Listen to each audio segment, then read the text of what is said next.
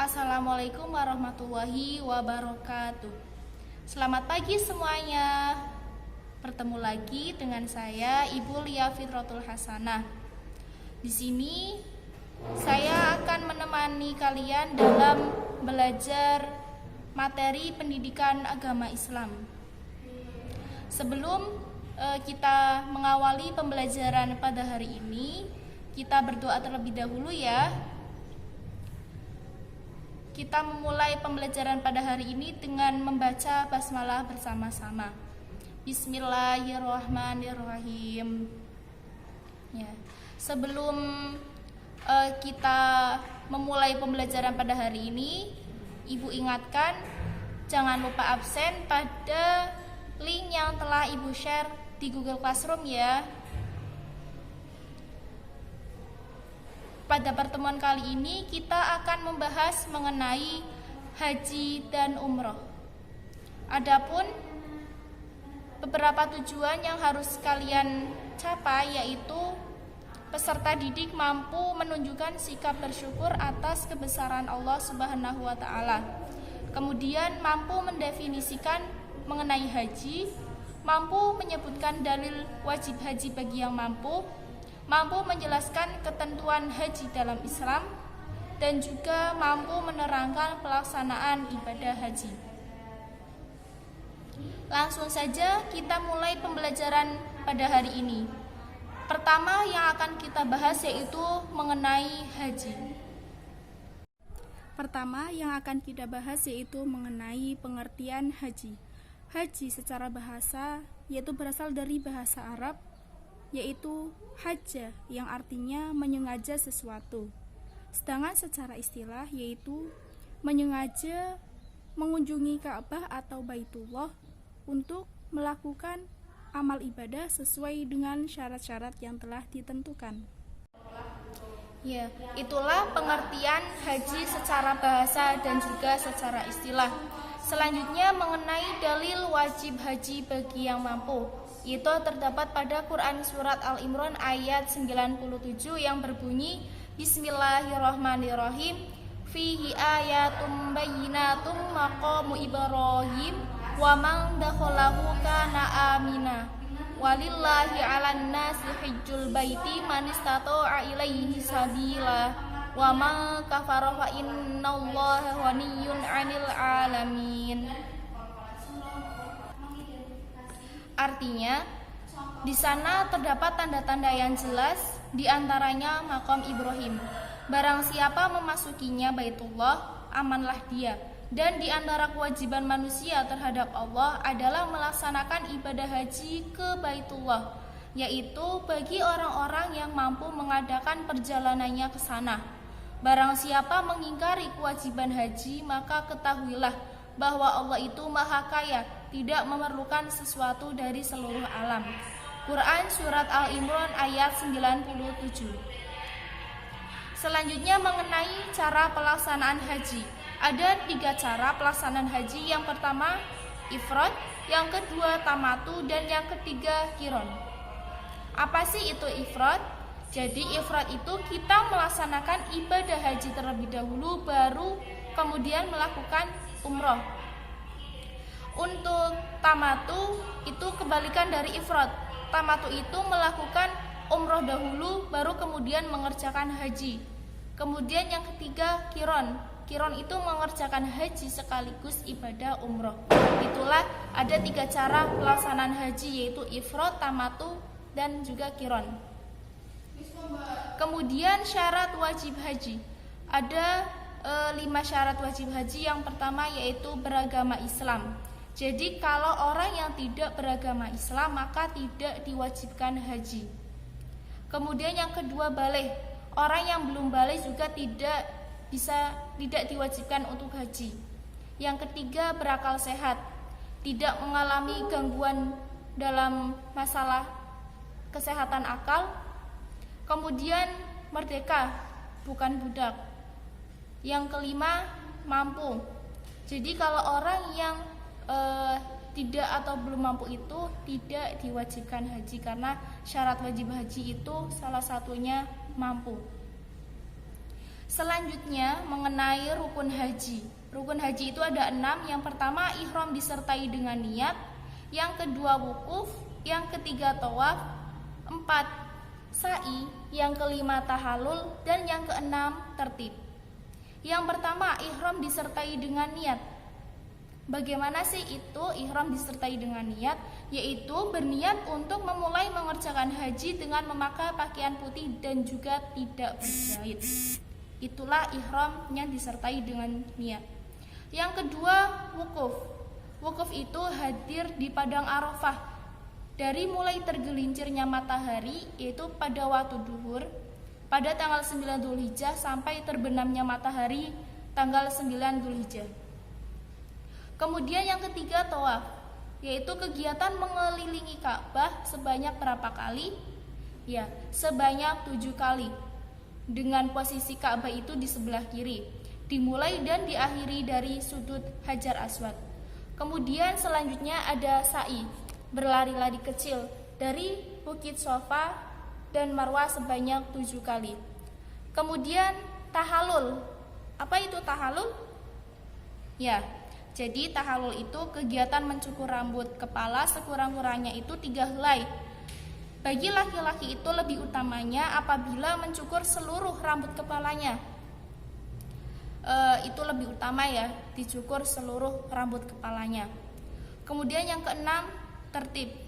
Ya, harus berurutan, dimulai dari niat, kemudian ihram, wukuf, tawaf, sa'i, dan tahallul. Itulah beberapa rukun haji. Ya, selanjutnya yaitu wajib haji. Di sini ada 7 wajibnya haji. Yang pertama ihram dari mikot, yang kedua mabit atau bermalam di Muzdalifah. Jadi Muzdalifah itu daerah di antara Arafah dan Mina. Kemudian yang ketiga melontar jumrah Aqabah pada hari raya haji. Yang keempat mabit atau bermalam di Mina. Yang kelima melempar 3 jumroh. Apa sih 3 jumroh itu? Yaitu jumroh ula, wusta, dan juga Aqabah pada tanggal 11, 12, dan 13 bulan haji. Kemudian tawaf wada, yaitu dilaksanakan sewaktu akan meninggalkan kota Mekah. Yang ketujuh meninggalkan larangan-larangan haji. Jadi itulah beberapa wajibnya haji. Gimana sampai sini paham? Ya, kalau sudah paham, lanjut ke materi berikutnya mengenai larangan haji dan umroh. Di sini ada beberapa larangan haji dan umroh, yaitu bagi laki-laki sendiri, bagi perempuan, dan juga bagi laki-laki dan perempuan. Bagi laki-laki itu larangan haji dan umrohnya berupa memakai pakaian yang berjahit, kemudian menutup kepala. Bagi perempuan, menutup muka dan kedua telapak tangannya. Bagi laki-laki dan perempuan, itu memakai wangi-wangian pada badan atau pakaian, kemudian menghilangkan rambut atau bulu badan yang lain, kemudian memotong kuku. Selain itu mengakadkan nikah, baik menikahkan atau menikah atau menjadi wali nikah. Itu salah satu larangan haji dan umroh dari bagi laki-laki dan perempuan. Kemudian selain dilarang untuk mengakadkan nikah, yaitu dilarang juga untuk bersetubuh bagi suami istri. Kemudian yang terakhir ada berburu dan membunuh binatang darat, liar, dan halal dimakan. Itulah beberapa larangan haji dan umroh, dan kita harus menghindari larangan-larangan tersebut. Selanjutnya mengenai ketentuan dam atau denda. Ada beberapa jenis pelanggaran. Dari masing-masing pelanggaran itu ada ketentuan dendanya tersendiri. Di sini cukup banyak jenis pelanggaran-pelanggaran, yaitu pertama, tidak mengerjakan haji ifrad atau haji yang dikerjakan adalah haji tamatu atau qiron, dan juga tidak melaksanakan salah satu wajibnya haji. Dendanya apa? Dendanya yaitu menyembelih 1 ekor kambing. Jika tidak mampu, maka berpuasa selama 10 hari, 3 hari di Mekah dan 7 hari di negeri asal. Kemudian jenis pelanggaran berikutnya yaitu melakukan salah satu dari beberapa larangan haji, memakai pakaian yang berjahit dan atau menutup kepala, kemudian memakai penutup muka atau penutup kedua telapak tangan bagi perempuan, kemudian memakai wangi-wangian, memotong rambut atau bulu badan yang lain, memotong kuku, menikah atau menjadi wali nikah, maka dam atau ketentuan dendanya itu boleh memilih di antara 3 hal. Apa saja itu? Yang pertama, menyembelih seekor kambing. Yang kedua, puasa 3 hari. Yang ketiga, memberi makan 6 orang miskin. Jadi damnya itu boleh memilih salah satu dari 3 dam tersebut. Selanjutnya, pelanggaran melakukan hubungan suami istri ketika melaksanakan kegiatan haji atau umroh. Bentuk damnya apa? Bentuk damnya itu menyembelih seekor unta. Kalau tidak mampu, maka diganti dengan 7 ekor kambing. Kemudian pelaksanaan penyembelihan dam ini itu harus di Mekah. Ya. Selain itu berpuasa selama 3 hari selama melaksanakan ibadah haji dan 7 hari di tanah air. Jenis pelanggaran berikutnya yaitu merusak, memburu, dan membunuh binatang buruan, juga memotong pohon-pohon atau mencabut rerumputan di tanah haram. Damnya apa? Damnya itu menyembelih binatang yang ia buru, kemudian memberi makanan kepada fakir miskin seharga dengan binatang itu.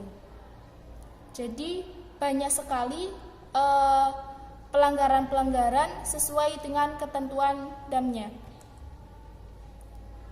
Gimana sampai sini? Jika ada pertanyaan nanti bisa ditulis di kolom komentar ya. Poin berikutnya yaitu mengenai sunnah haji. Yang pertama apa sunnahnya? Yaitu membaca talbiyah selama ihram sampai melontar jumroh aqobah pada hari raya Idul Adha. Kemudian berdoa sesudah membaca talbiyah. Kemudian membaca zikir sewaktu tawaf. Kemudian sholat 2 rakaat sesudah tawaf. Yang kelima, masuk ke Ka'bah.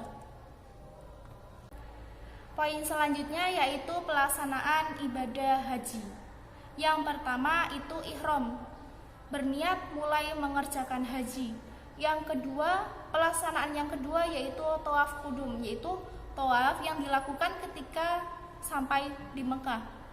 Yang ketiga sa'i, 4 mabit atau bermalam di Mina. Yang kelima wukuf di Arafah. Yang keenam mabit atau bermalam di Muzdalifah. Yang ketujuh melempar jumroh pada Yaumun Nahar di Mina. Yang kedelapan tahallul awal. 9 menyembelih hadyu. Menyembelih hadyu itu menyembelih yang sudah saya jelaskan pada slide sebelumnya, yaitu mengenai jenis pelanggaran kemudian ketentuan damnya. Itulah yang dimaksud dengan menyembelih hadyu, yaitu menyembelih salah satu dam atau denda dari pelanggaran yang sudah dilakukan. Kemudian tawaf ifadah atau tawaf wajib. Yang ke-11 sa'i, 12 tahallul sani, yaitu dilaksanakan setelah tawaf ifadah. 13 kegiatan selama ayam tasyrik, yaitu pada tanggal 11, 12, 13 Dzulhijjah. Yang ke-14 adalah tawaf wada. Itulah pelaksanaan ibadah haji. Untuk pengertiannya sendiri mengenai sa'i, wukuf, dan lain sebagainya sudah dijelaskan pada slide sebelumnya ya. Itulah penjelasan yang dapat Ibu sampaikan. Apabila kalian masih ada yang dibingungkan atau Bu, ini tuh pengertiannya apa, maksudnya apa, gimana, itu bisa ditanyakan pada kolom komentar di Google Classroom atau bisa japri ke Ibu ya. Ya, jadi itu saja materi yang dapat Ibu sampaikan. Kurang lebihnya mohon maaf. Oh iya, jangan lupa absen. Untuk menutup pembelajaran pada hari ini, kita berdoa terlebih dahulu dengan membaca hamdalah bersama-sama. Alhamdulillahirabbil alamin.